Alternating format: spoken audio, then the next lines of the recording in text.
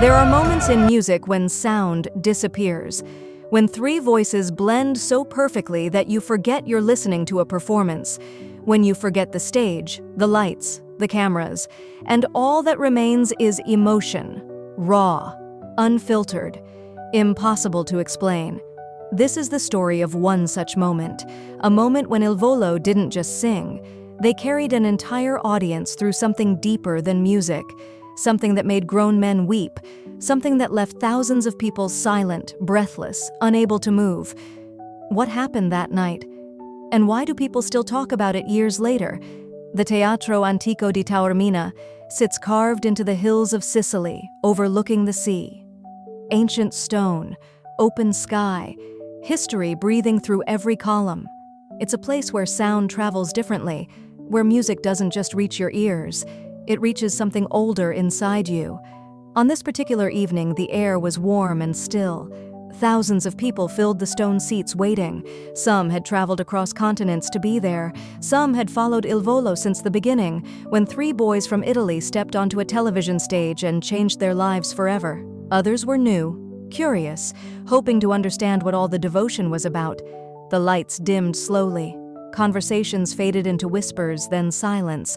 And then, from somewhere behind the stage, three figures emerged: Piero, Ignazio, Gianluca. Not boys anymore. Men now, carrying years of stages and cities and dreams on their shoulders. But still somehow, the same three friends who once sang together just for the joy of it. To understand what happened that night, you have to understand who Il Volo are.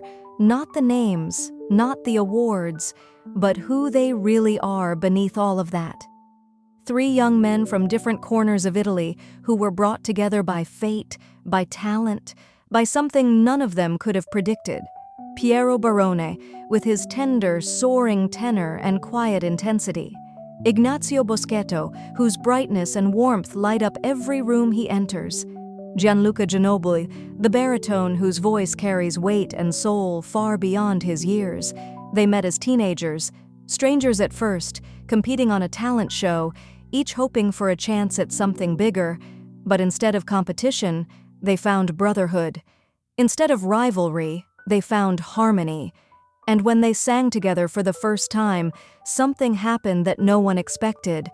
Their voices didn't just blend, they became one instrument, one heartbeat, one story told in three parts.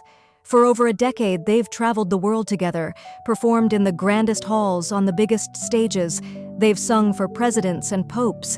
They've filled arenas and brought opera back to the mainstream in ways no one thought possible. But through all of it, they've remained the same. Three friends who still laugh at each other's jokes, who still argue over small things, who still, after all these years, find magic in singing together. And on this night in Taormina, they were about to remind everyone why. The set list had been carefully chosen: classic Italian songs, operatic masterpieces, a few modern pieces that showcased their range. The audience responded to every note, every phrase. Applause rolled through the ancient theater like waves, but there was one song left, one moment that no one in the audience knew was coming. The three men stood at the center of the stage, bathed in soft golden light. For a moment, they were completely still. Ignazio glanced at Piero. Piero looked toward Gianluca. Something unspoken passed between them, a shared memory perhaps, a recognition of what this song meant. And then, without introduction, without explanation, they began. The first notes were almost whispered, delicate, fragile even, as if the song might break if they sang too loudly. The audience leaned forward, instinctively, straining to hear, drawn in by the intimacy of it. The song was an old Italian ballad, a song about loss, about longing, about the people we love who are no longer with us. It wasn't on the official set list, it wasn't planned, but it was necessary.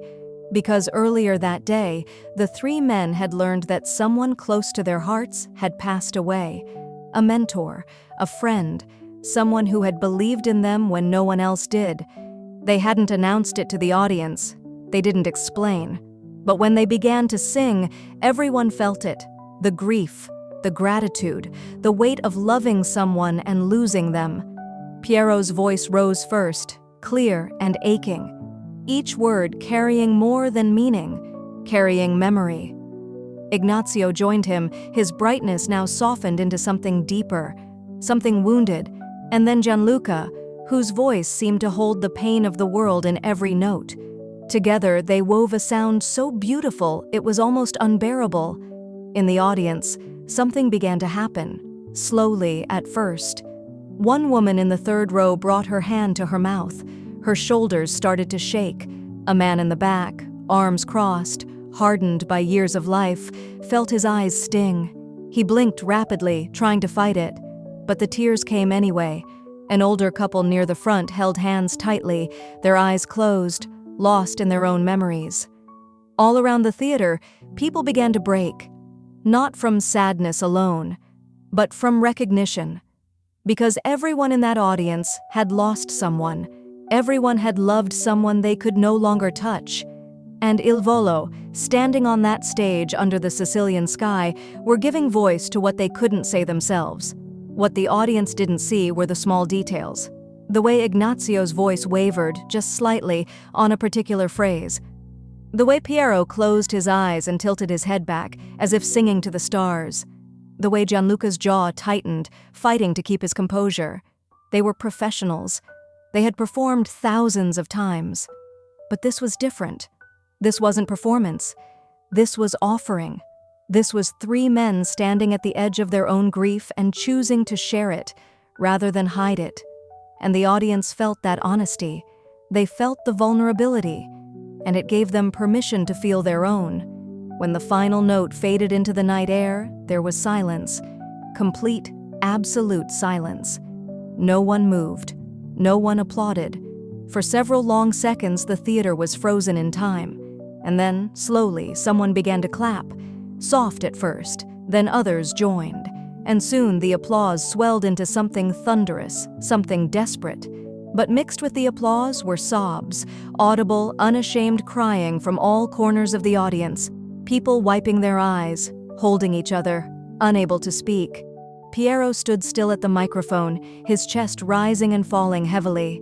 Ignazio turned away from the audience briefly, wiping his face. Gianluca simply nodded, once, as if acknowledging something he couldn't put into words. They didn't smile. They didn't bow with showmanship. They just stood there, three friends, sharing the weight of what had just happened. After the concert ended, something unusual occurred. The audience didn't leave. They stayed in their seats, some for 10 minutes, some for much longer. They sat in the ancient theater, under the stars, processing what they had just experienced. Strangers talked to each other about the people they had lost, about the memories the song had brought back, about how music, real music, can reach places inside us we didn't know were still tender. Online, videos of the performance began to spread, not professional recordings, just shaky phone footage, often blurred by tears. But even through poor quality video, the emotion was unmistakable. Comments poured in from around the world. "I lost my mother last year. This was the first time I've been able to cry for her. I don't even speak Italian, but I understood every word. How can three voices carry so much?" The performance became legendary among Il Volo fans, not because it was technically perfect, but because it was human. There's something important to understand about why this moment mattered so much. Il Volo sing opera and classical music in a world dominated by pop and hip-hop. They're young men who chose a path that wasn't easy, wasn't trendy, wasn't guaranteed to succeed. They could have followed the crowd. They could have chased radio hits and commercial success. But instead, they chose to honor tradition, to keep alive a form of music that many believed was dying. And in doing so, they proved something crucial. That classical music, opera, traditional Italian songs, these aren't relics, they're not museum pieces, they're living, breathing expressions of human emotion. And when performed with genuine feeling, they can move people just as powerfully as anything modern, maybe more so, because they connect us to something timeless, something that every generation in every era has felt: loss, love, longing, hope. What happened in Taormina that night wasn't just about Il Volo, it was about what happens when artists stop performing and start sharing, when they stop trying to impress and start trying to connect, when they stand on stage not as distant celebrities, but as fellow human beings who hurt and hope just like everyone else. That's when music becomes more than entertainment. It becomes healing. It becomes communion. It becomes a reminder that we're not alone in what we feel. And that's what the audience experienced.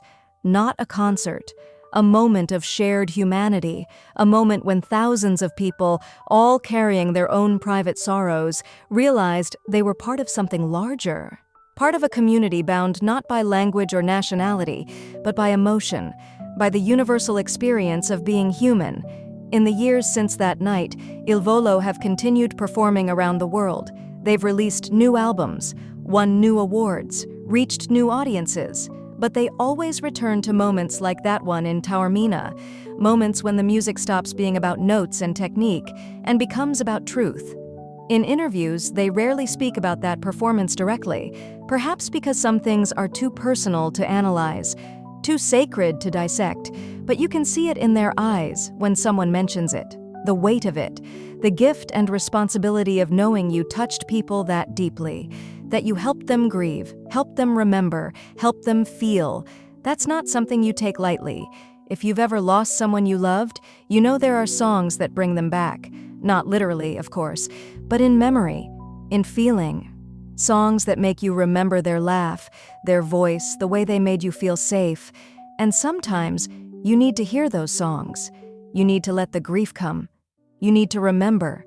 Because remembering, even when it hurts, is how we keep people alive. That's what Il Volo gave the audience in Taormina. Permission to remember. Permission to grieve. Permission to feel deeply in a world that often tells us to move on, stay strong, keep it together. For 3 minutes, they created a space where it was okay to break, and in breaking, people found something they didn't expect. Healing, not the kind that makes the pain disappear, but the kind that makes it bearable, the kind that reminds you that love, even when it ends, was worth it. There's a reason Il Volo have endured when so many other artists have faded. It's not just their voices, though those are extraordinary. It's not just their chemistry, though that's undeniable. It's their authenticity, their refusal to become something they're not just to fit in, their commitment to music that matters, even when it's not easy, and their understanding that being an artist isn't about being perfect. It's about being real. It's about standing on stage and offering yourself completely to the people who came to listen. That takes courage, more courage than most people realize. Because it means being vulnerable. It means risking judgment, criticism, failure. It means letting people see you, truly see you, in your joy and your pain. But when you do that, when you take that risk, something magical can happen. You give others permission to be vulnerable too. You create connection. You create moments like the one in Taormina, moments that people carry with them for the rest of their lives. As the night in Taormina finally came to an end, and the last audience members slowly made their way out of the ancient theater, something lingered in the air. Not sound, exactly, but the memory of sound. The echo of 3 voices that had reached into thousands of hearts and reminded them what it means to be alive, to feel deeply, to love fiercely, to grieve honestly. The performance became part of the theater's history, another layer added to the centuries of stories those stones have witnessed, and for everyone who was there, it became a marker in their own personal history, a before and after, a moment they would return to in their minds whenever they needed to remember that beauty still exists, that connection is still possible, that music, real music, still has the power to change us. So why do people still talk about this performance years later? Because it reminded them of something essential, that we're all carrying something heavy, that we all need moments of release, that sometimes the most powerful thing art can do is simply make us feel less alone. Il Volo didn't cure anyone's grief that night. They didn't solve anyone's problems, but they stood with them in it. They said, through music, "We understand, we feel it too." And sometimes that's exactly what we need. Not solutions, not answers. Just someone who understands. Someone who reminds us that our feelings, no matter how overwhelming, are valid. That our pain matters. That our love matters. That we matter. If music has ever carried you through a difficult moment, then you already understand Il Volo.